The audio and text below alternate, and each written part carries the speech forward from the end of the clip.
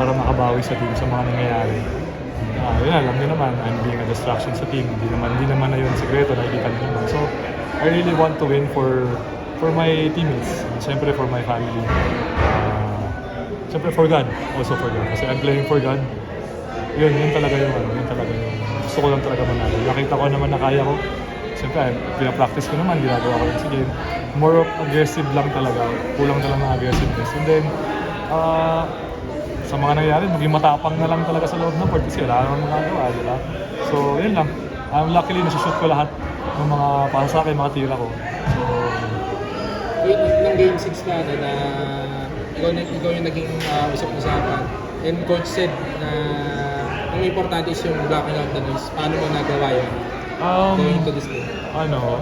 Siyempre, my family. Yung wife ko, yung mga anak ko. Lagi akong tumitingin sa crowd kung doon sila, kumpleto sila.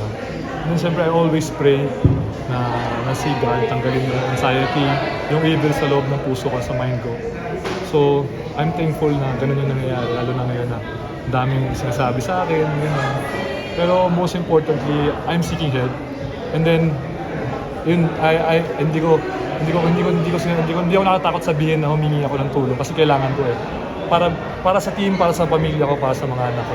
Kasi, and then moving forward, para hindi ako mahirapan. So, yun talaga yung kailangan. Kasi sometimes, hindi ko alam paano i-navigate yung nararamdaman ko. Kasi meron ako nararamdaman na ganito na hindi ko na-address.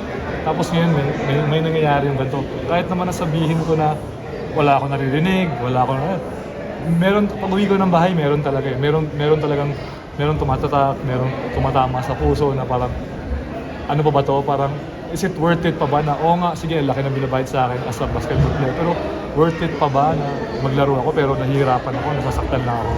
Na parang yung mind ko and yung puso ko, hindi healthy kumbaga. Pero, yun din, tinignan ko rin na, sabi ko, ang tagal-tagal ko na dito sa basketball eh. Tinignan ko lang kung sino yung mga taong naniniwala sa akin. Doon ako kumukuha ng lakas. Ito yung sabi ni Coach John, hindi nyo na daw pinag-usapan, parang back to business na daw kagad sa practice. Ano masasabi nyo? I said, nag-apologize ako sa kanila, sa mga teammates ko, sa mga players, sa coaches, sa bosses, nandun sila. And then, luckily, sobrang sarap sa pakiramdam na yung tiwala nila nandun pa rin para sa akin.